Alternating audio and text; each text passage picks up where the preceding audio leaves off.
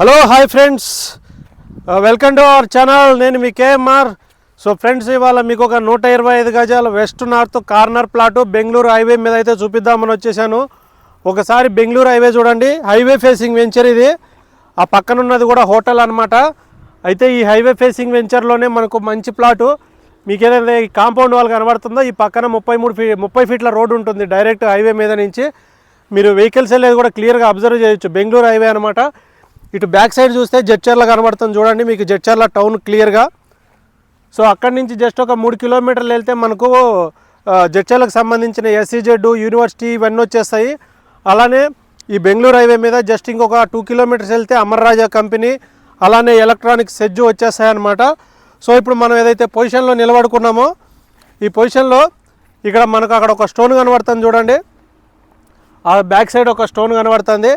so అట్లా ఇట్లా road facing వచ్చేసి